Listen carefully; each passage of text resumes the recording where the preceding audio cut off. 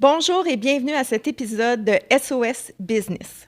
Aujourd'hui, on va parler des vraies affaires au sujet de l'entrepreneur qui peut devenir un frein pour sa propre croissance.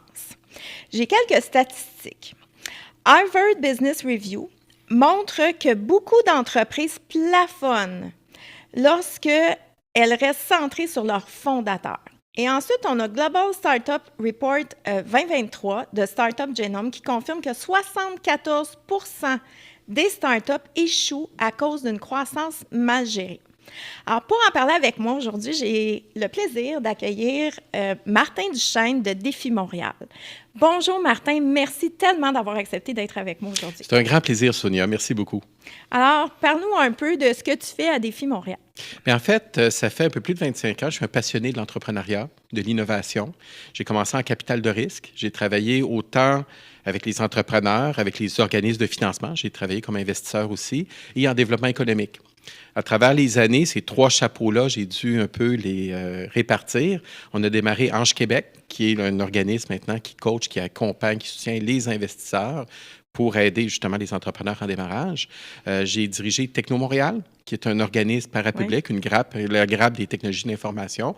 Un groupe assez intéressant, merci. C'est toute une industrie, l'industrie du logiciel puis des télécoms, là, dans l'industrie du numérique. Mais ma passion première, c'est l'entrepreneur. Okay. Donc, Défi Montréal, ça fait 17 ans maintenant que je me consacre à aider les entreprises à démarrer, à réussir dans l'innovation. Donc, au départ, c'était beaucoup le monde des startups, de l'innovation technologique. On en fait encore beaucoup. Mais comme j'aime à le dire, depuis quelques années, tout le monde est devenu une startup, mais ils ne savent pas. Donc, il y a eu une transition numérique très forte.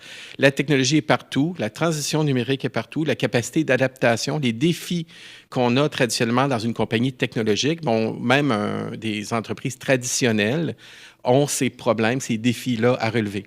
Donc, surtout dans l'après-COVID, je dirais, on a beaucoup plus d'entreprises dans toutes les sortes qui ont des défis d'innovation, d'adaptation et de croissance. OK. Donc là, aujourd'hui, tu voulais nous parler aussi un peu plus de défi croissance, qui est dans le fond, une nouvelle Oui, bien nouveau, ça fait 8 ans maintenant. 8 ans? Okay. C'est qu'en fait, Défi Montréal, on aide une communauté entrepreneuriale. C'est du soutien par les pairs. En fait, démarrer une entreprise, gérer une entreprise, ça se passe rarement comme on l'avait prévu au départ, entre la théorie et la pratique. Les deux sont importants. Il faut aller chercher des compétences, des connaissances. Donc, c'est super important, mais le test de la réalité est brutal. Donc, nous, c'est les entrepreneurs qui ont réussi. Il y a plus de 1000 entreprises qui ont été soutenues chez Défi Montréal depuis 17 ans. Et ceux qui ont réussi partagent leur expérience. Donc, régulièrement, on a aussi des conférences ouvertes au public. Vous êtes bienvenus, là, si vous nous suivez sur Défi Montréal, pour rencontrer des experts, mais aussi beaucoup des entrepreneurs qui partagent leur succès. Donc, c'est très inspirant, mais de voir la réalité, quels sont les défis qu'ils ont rencontrés, comment ils ont fait pour les relever, si on veut. Donc, toute la communauté entrepreneuriale est extrêmement importante. Notre but, c'est d'aider les entrepreneurs à aller jusqu'au succès, de faire une entreprise viable. À long terme, oui, c'est ça. Exactement. Donc, c'est une chose d'innover, d'amener des produits, des services innovants. C'est une autre chose de trouver des clients, des partenaires, de bâtir une équipe. Puis ensuite, d'atteindre la rentabilité puis la pérennité d'entreprise, c'est encore un autre défi. Donc, si on veut aider les entrepreneurs à terme, on ne peut pas juste les aider à démarrer. Il faut les aider à, oui, aller chercher des revenus. On fait beaucoup de marketing, communication maintenant. Développement d'affaires, c'est devenu un des défis les plus importants. Mais à la fin, on doit atteindre la viabilité de l'entreprise. Et là, on doit avoir une gestion de croissance saine, de croissance durable. Beaucoup, aujourd'hui, on parle, à cause des startups, de la chasse aux licornes, on parle d'hyper-croissance, puis d'aller chercher des millions et tout. Puis c'est un petit peu le fantasme des investisseurs ou de certains entrepreneurs de dire on va conquérir le monde, on va faire des compagnies de 100 millions. Puis c'est paradoxe un peu. Il y a beaucoup plus d'opportunités d'innovation aujourd'hui dans le monde numérique pour faire des entreprises à très forte croissance.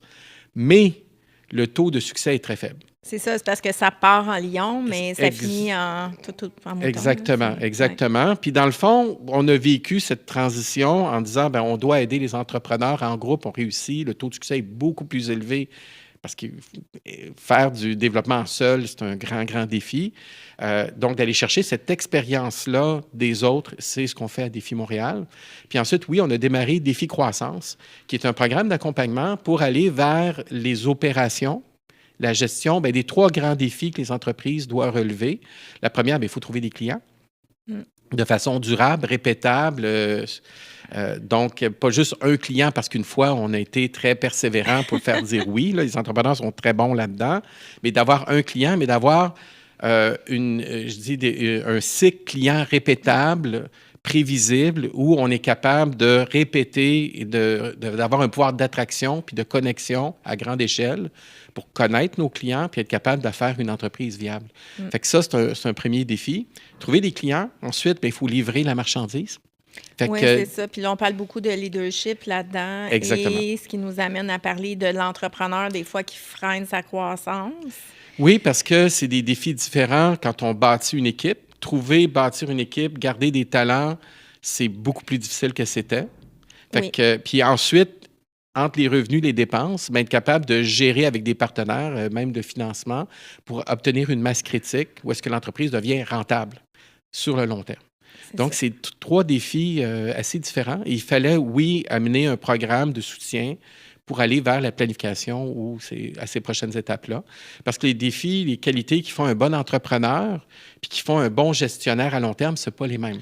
Non, c'est ça. Hein? Fait que souvent, c'est ça. Quand l'entrepreneur, il part sur l'entreprise, il a une idée, ça va bien, un premier client, un deuxième client, tout ça. Et là, à un moment donné, c'est, de qui je m'entoure, comment je m'entoure, comment j'organise tout ça. Et tous les modèles traditionnels apportent les mêmes problématiques.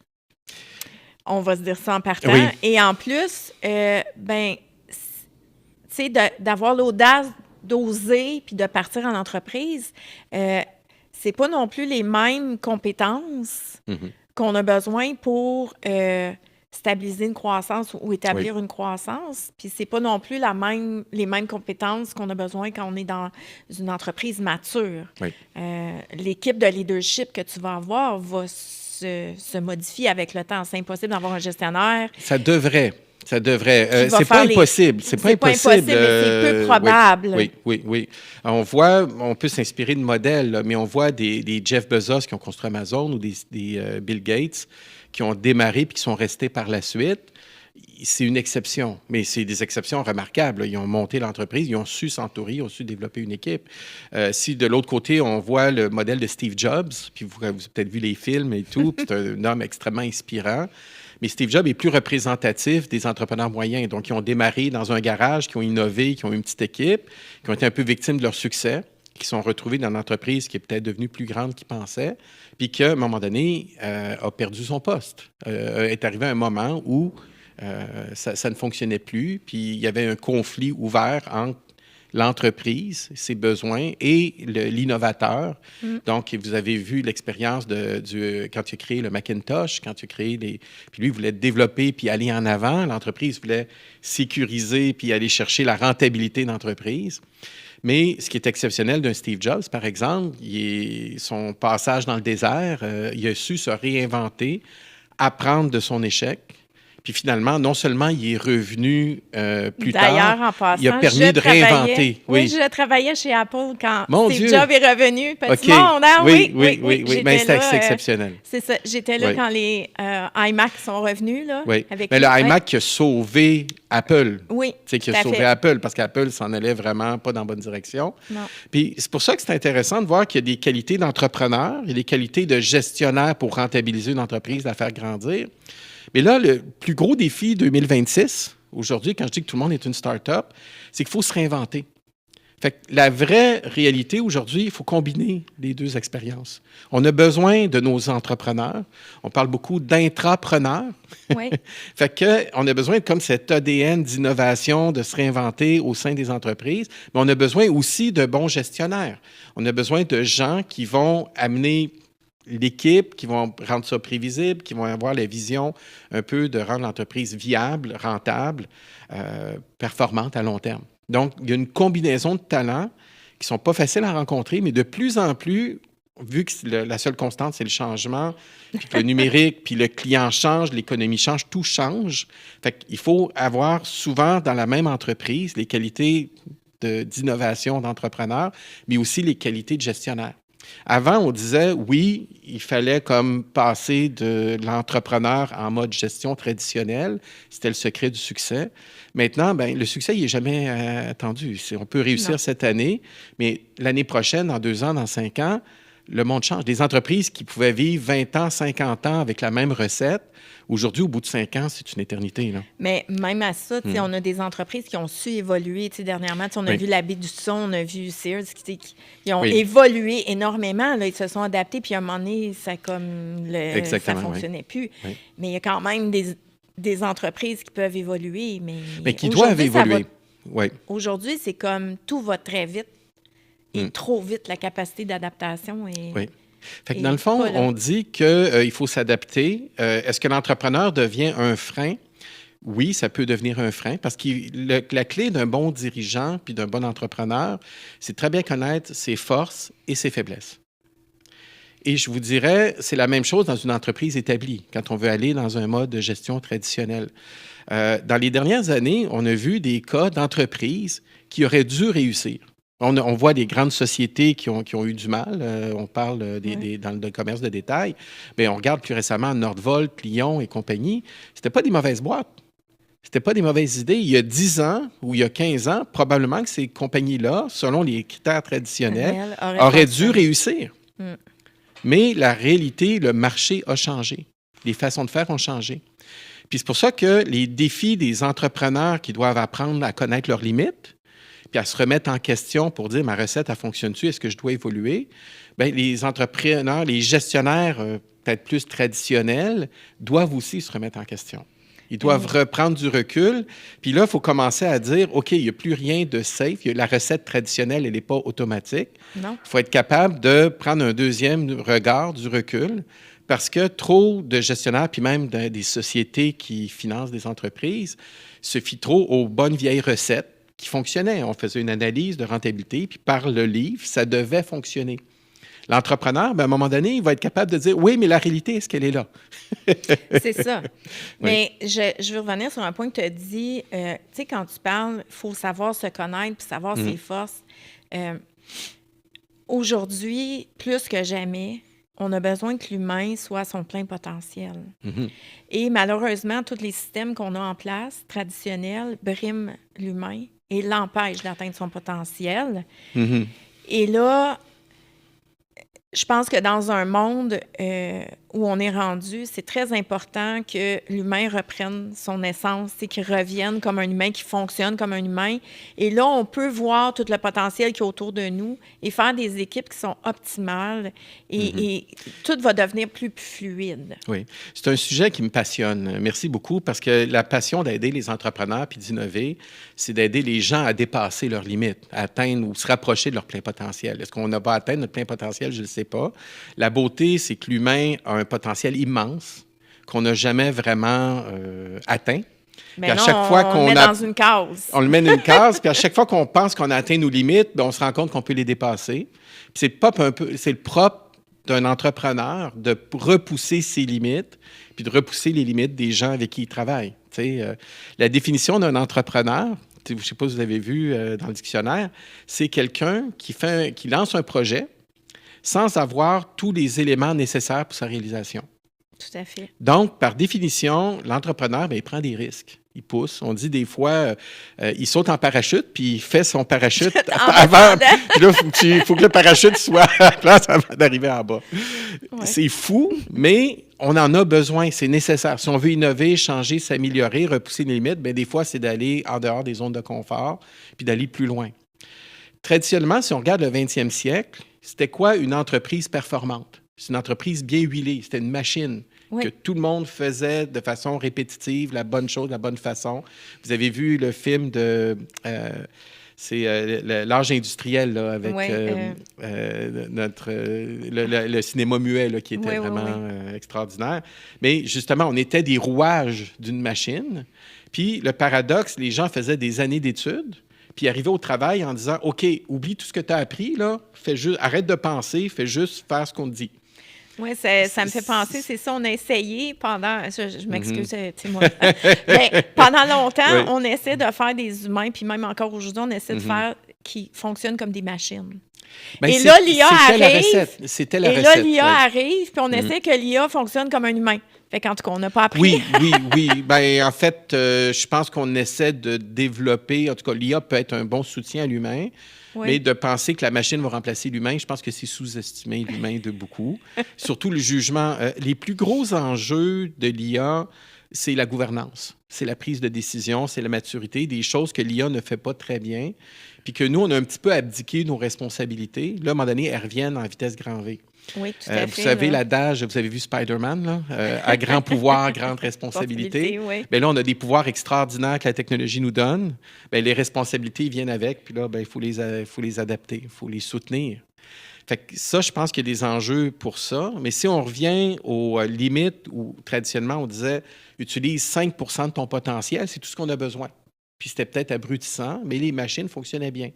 Aujourd'hui, on ne peut pas limiter les gens à ça. On a besoin de développer les compétences, les connaissances des gens à un beaucoup plus grand niveau. Ouais. Mais là, ça veut dire donner des responsabilités. Ça veut dire que les gens doivent établir un pouvoir d'adaptation. C'est ça, avec les responsabilités, il faut donner les moyens, les pouvoirs ou les capacités. Fait que c'est pour ça que la philosophie d'entreprise, les modes de gestion sont différents aujourd'hui. Si vous démarrez une entreprise, vous voulez faire de la croissance, attirer des talents, c'est beau d'attirer les meilleurs talents, mais à un moment donné, il faut leur faire confiance. Il faut leur donner les moyens de se réaliser, de travailler. Puis ça, c'est des talents de leadership, comme tu dis, qui sont très, très, très importants.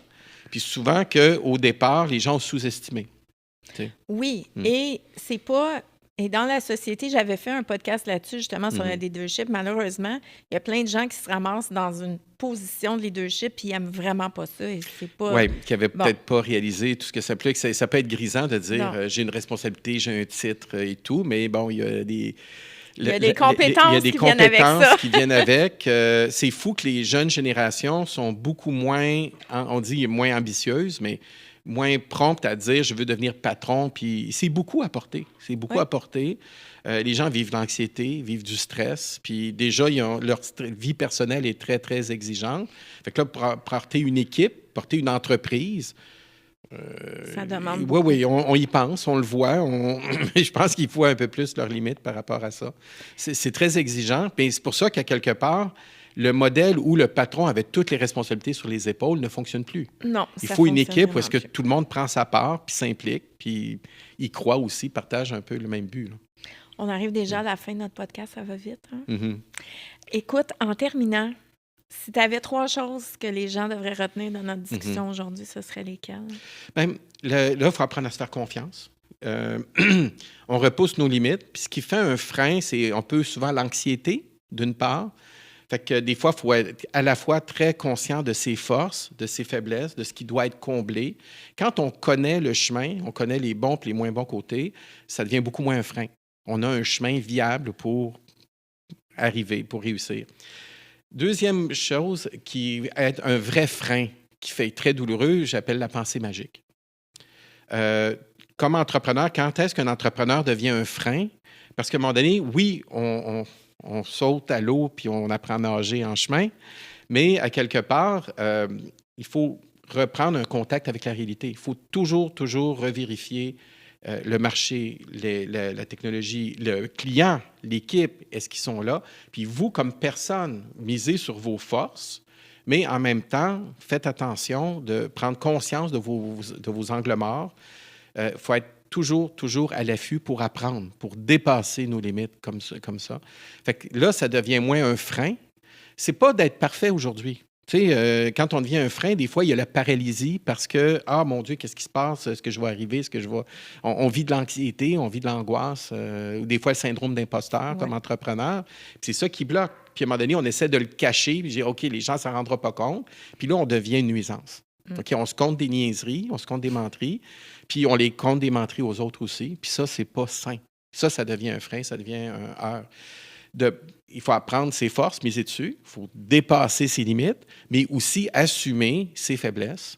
et dire, OK, est-ce que j'ai les bonnes personnes autour de moi? Fait que, éviter la pensée magique, se responsabiliser, dépasser ses limites. Puis le dernier point, c'est bien s'entourer. OK? Oui, tout On ne à peut fait. pas réussir seul. On doit travailler en équipe, trouver les bonnes personnes qui vont faire que je ne deviendrai pas un frein. On n'a pas à tout faire puis à tout relever. Une des plus grandes qualités d'un bon leader, c'est d'avoir les bonnes personnes autour. On dit des fois, est-ce que je suis la personne la moins intelligente dans la salle? Ça, c'est bon signe. J'ai tous des Oui, c'est gens ça. meilleurs que moi qui vont faire. C'est ma job, pas de faire la job. D'avoir les personnes engagées, compétentes, qui vont me remettre en question aussi. On ne veut Ouais. pas des yes men autour, on veut des gens qui vont permettre de dépasser ses limites. Puis là, à ce moment-là, on n'est plus un frein. C'est pas parce que je ne suis pas un frein parce que je n'ai pas toutes les compétences. Je suis un frein des fois parce que je ne mets pas les bonnes personnes autour ou Ouais. je leur empêche de faire. Pour compléter, faire ce moi, qu'il la chose que j'ajouterais à Mhm. ça, c'est justement, en tant qu'entrepreneur, c'est super important, comme tu dis, d'être bien entouré, Mhm. mais de faire confiance aux gens qui ont des forces qui ne sont pas les nôtres et de toujours avoir le bien de l'entreprise Oui. à cœur. Parce que l'entreprise évolue, l'entreprise va bouger et l'entreprise a besoin de gens des fois différents que les gens qui sont là et c'est normal, ça fait partie du cycle de croissance. Oui. Là, j'aime le Merci mot oui. confiance, Oui. confiance en soi, confiance dans les gens. Puis si vous avez confiance dans la mission de votre entreprise, si vous partagez ce même but, cette même confiance-là, ça va être beaucoup mieux, oui. Merci beaucoup d'avoir été avec moi aujourd'hui. Un grand plaisir. Merci beaucoup. Alors, merci à tous d'avoir été avec nous aujourd'hui à cet épisode et je vous invite au prochain. Merci, à bientôt.